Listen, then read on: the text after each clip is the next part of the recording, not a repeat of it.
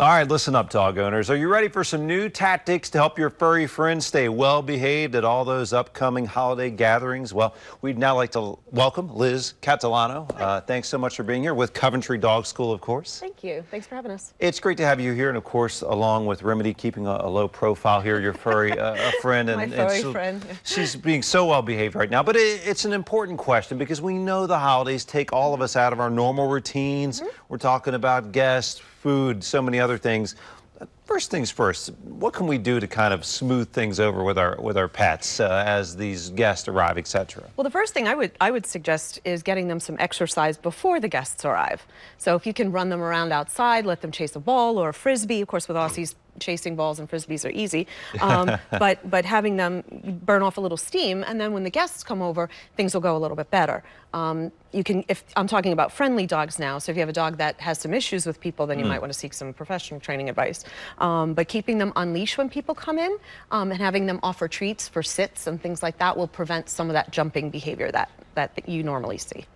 It makes a lot of sense, and I love that idea of getting out with the pet maybe midday before the guests arrive. We all need a break from the house or from the kitchen, wherever, so this is a great chance to take the edge off ourselves and our pets. Yeah, they need to burn off some of that mental energy and all that. Yeah. So with that in mind, we know the other big part of the holidays, okay, we're going to be baking up the food, cooking up multiple dishes, and so the smell of the food is in the air, and that has to kind of excite our dogs, right? It does, yeah, it gets them excited, and I think the easiest way is prevention.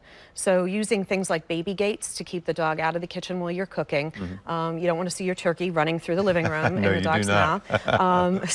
So using baby gates, closing doors, and a tired dog is a happy owner any day. So making sure that they've run a little bit, and then they'll take it a little bit easier when they're confined or asked not to come into the kitchen. Do you change anything with the dog's feeding? Maybe before the big meal, do you feed them a little early to take his edge off? I probably would feed them a little bit less before guests arrive, and then there are things that you can do. I brought some of Remedy's favorite toys, which is a Kong, and this is called a Topple. T-O-P-P-L. And you can put things in here. I like to use Greek yogurt and mix it in with some dog treats. See, Remedy, she's familiar with it. She knows exactly what that is.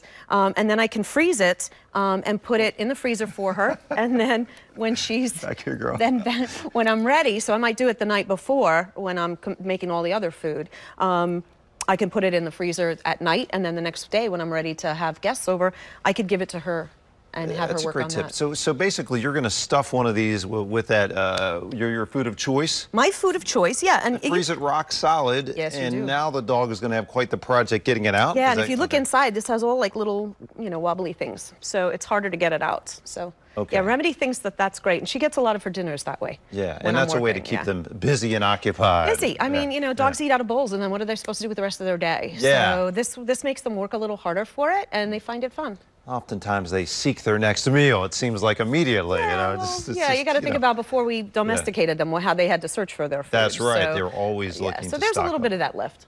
Well, it's all great points. Such a great dog here. She's becoming a rock star, both here at our WMAR studios and on Midday Maryland. Yes, thank you. She got quite a welcome when she came in today. Yeah. Well, we love her, and we love all of our four-legged friends. Of course, they make our holidays so much nicer, but we do want to make sure they stay well behaved. And you've given us some great tips today, Liz. Thanks so much for coming in with Coventry Dog School. Feel free to reach out to your organization. Absolutely. We're always there to answer questions. Absolutely. Okay, well, thanks so much for coming in. Stay with us, though, because when we come back, we'll have the story of an injured man who nearly lost it all with Science and Kirk. Stay tuned.